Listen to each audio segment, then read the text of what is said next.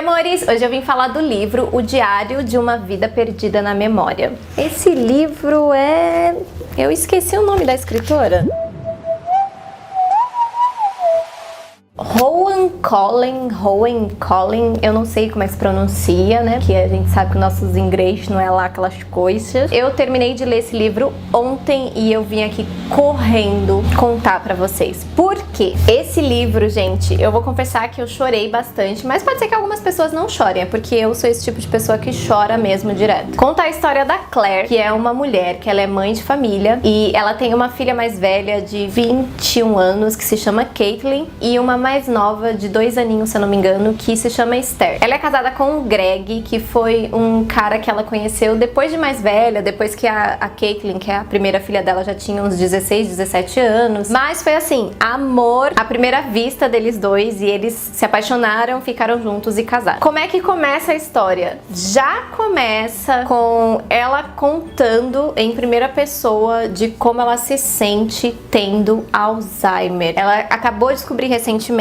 que ela tem, né, a mesma doença de que o pai dela tinha antes de falecer, só que a dela chegou um pouco precoce. A do pai dela foi depois de mais velho, a dela foi precoce. Então, a base do livro é essa, ela conta essa trajetória e como que a pessoa se sente, o que acontece realmente com uma pessoa que tem Alzheimer. Eu vou ler esse comentário que a Kate Ford fez. Assim como aconteceu com o livro Como Eu Era Antes de Você, de Jojo Moyes, eu não consegui parar de ler. E é exatamente isso. Apesar de você saber que é uma coisa triste, que afeta a família, né, que é uma coisa assim que tá super casual, assim, que poderia super acontecer com qualquer um de nós, sei lá, nossos avós, nossos pais ter Alzheimer. Graças a Deus ninguém tem. O que eu achei mais legal e o que mais me prendeu é porque conta realmente isso. Cada capítulo conta de uma pessoa diferente, sabe? Então você vê o ponto de vista da Claire, que é realmente quem tá sofrendo com toda essa doença. E é muito, muito triste porque é justamente isso, sabe? É a memória da vida dela que ela tá perdendo. Então chega um momento que ela não reconhece a filha, não reconhece o marido, ela acha que ele é um cara estranho que tá dentro da casa dela. E nossa, isso me partiu demais o coração. Na verdade, no penúltimo capítulo, se eu não me engano, é que a gente sabe da história do lado do Greg, que é o marido dela. Porque até então era sempre no da Claire, né, que é ela que sofre com Alzheimer, o da filha, que é a Caitlin, e o da mãe dela também aparece em alguns capítulos aleatórios, é bem menos do que o dela e o da filha. A mãe dela é Ruth, e a mãe dela sofreu muito, né, quando ela era pequena, quando o pai teve esse problema com Alzheimer, porque foi ela que cuidou. E infelizmente agora, imagina, a Ruth tá tendo que cuidar da filha também, né, que tá com a mesma doença de que o marido morreu. Então é muito difícil pra Ruth lidar e entender o que acontece. A Claire, ela gosta de brincar, de soltar umas piadinhas, que é uma coisa que a mãe dela não faz, porque a mãe dela não aceita muito bem, né, essa doença, ela não entende muito bem como que funciona. Claire leva de um jeito assim mais ameno, e a Caitlin, que é a filha, tá passando por um turbilhão de coisas entre a faculdade, um término de namoro. Então ela tá passando por coisas que a mãe dela passou quando era mais nova, só que ao mesmo tempo a menina se cobra demais, porque ela sabe que a mãe dela tá doente, que ela tem uma irmãzinha pequena, ela acha que ela tem a obrigação e o dever de ajudar a família, de ficar ao lado da mãe dela, e esquece um pouco da própria vida. É desesperador, assim, você vê, sabe? Até porque a gente se coloca muito nesse lugar, né, do tipo, quando a gente vai ficando mais velho, quando a gente entra na faculdade, sei lá, essas coisas que você vê que seus pais estão precisando de você, o que você faz, né? Você acaba abdicando da sua vida pra cuidar dos seus pais, porque é meio que uma reciprocidade, né, gente? Já que eles cuidaram da gente a vida inteira, a gente também se sente na obrigação, assim, no dever de proteger também os nossos pais. E imagina ela sabendo que a mãe tá precocemente doente, né? Sendo que ela tem uma filha pequenininha, então a irmãzinha dela tem 2 anos, então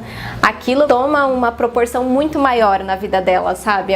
Ela sente que ela tem esse dever muito maior. O livro começa bem quando ela tá descobrindo a doença, que ela vai ter que pedir demissão, porque a Claire era professora. A Claire é uma pessoa que ela luta muito contra tudo, né? Ela sempre foi muito guerreira pela história de vida, ela sempre foi muito batalhadora, e ela fica lutando contra essa doença maldita na vida dela. Triste, assim, você vê o quanto as nossas lembranças significam muito, sabe? Por exemplo, ela com o marido, ela chega até o final do livro, ela vai esquecendo, assim, quem é o marido dela. Tem nuances, às vezes ela volta, às vezes ela tá no passado, às vezes ela tá no presente, então você nunca sabe perfeitamente aonde a Claire vai estar. Ela esquece do próprio marido, então ela vê aquele homem dentro de casa, ela sabe que ele é alguém que é pai da filha dela, mas ela não tem aquele sentimento, sabe? Ela não consegue sentir aquele amor que todo mundo fala que ela tinha pelo marido. E ela vê que ele fica triste, mas ela não consegue se aproximar dele. Fica uma briga interna muito grande. E pra mim, eu confesso que me causou um certo incômodo, assim, porque ao mesmo tempo que eu ficava muito triste por ela se afastar dele, e ele sentia muito, ele ficava muito mal, tadinho. Ele ficava muito triste, ele chorava, então, tipo, era bem triste, mas ao mesmo tempo eu também entendia ela. Porque, coitada, como que ela vai forçar um sentimento que ela não tá sentindo, sabe? E também a Claire, ela vai mostrando pra gente o quanto as coisas simples que a gente faz na vida, de, por exemplo, saber mexer no celular, ir até a esquina, saber onde é a sua casa, ir no mercado e voltar. Quanto essas coisinhas simples, assim, do dia a dia, você saber o nome de uma xícara, o nome de um café, você saber ler um livro, você ler a capa do livro, sabe? Essas coisinhas poucas que passa despercebido da gente. A gente não... Você não presta mais atenção. Você dá valor às coisas quando é novo. Quando já virou cotidiano, quando já é rotina, quando você já sabe, você não dá mais aquele valor, aquele significado, sabe? A Claire, ela justamente mostra esse outro lado. Tipo, você sabia, mas você não sabe mais. E é desesperadora. Tem uma parte da história que a filhinha de 2 anos pede pra ela ler. E ela olha as letras, ela olha o livro, ela sabia como que era aquela história, mas ela não conseguia ler. E ela fica muito frustrada, porque ela fala assim, nossa, como que eu vou cuidar da minha filha se eu tô perdendo aos poucos? E o maior medo dela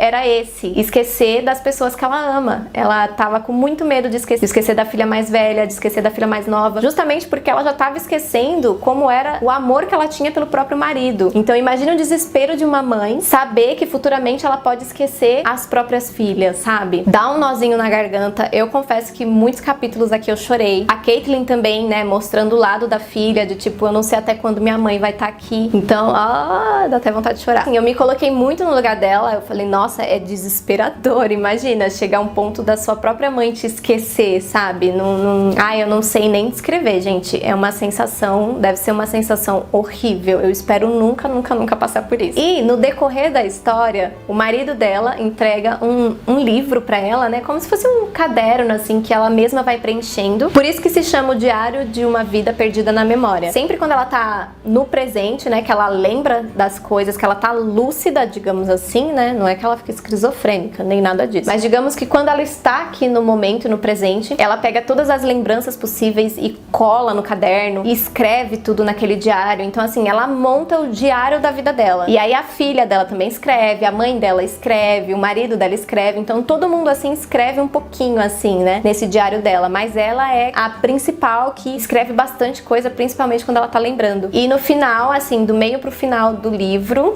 já quase no final, ela conta um segredo que ela guardava muito tempo pra filha dela. A filha dela não consegue resolver muito bem isso, mas por um pouquinho de lucidez, ela consegue tentar reverter, né, esse problema que ela tinha, digamos que, causado na vida da família há um tempo atrás. É uma história muito bonita, eu recomendo muito a vocês lerem, é bom para as pessoas darem mais valor às pequenas coisas, às pessoas que você ama, a sua família. Então, tipo, abrace todo mundo, beije todo mundo, ame todo mundo, porque você nunca sabe até quando a gente vai estar aqui. Tem até uma frase aqui, ó, quando o tempo está se esgotando, cada momento é precioso. E é exatamente isso. O livro é curto, tá, gente? Ele não é muito longo. Ele tem 320 páginas e esse foi o 11º romance dela. Então, eu vou dar uma pesquisada, porque vocês sabem que quando eu gosto da escritora ou do escritor, eu saio pesquisando os livros dessa pessoa, né? Então, eu super recomendo esse livro pra vocês. É uma história muito bonita, muito motivadora e cativante. E eu tenho certeza que vai mexer com todo mundo que lê. Se você gostou desse vídeo, não esquece de dar like, tá bom? E compartilhar com as pessoas. Se inscreve aí no meu canal também. Me siga em todas as redes sociais. Até o próximo vídeo. Um super beijo.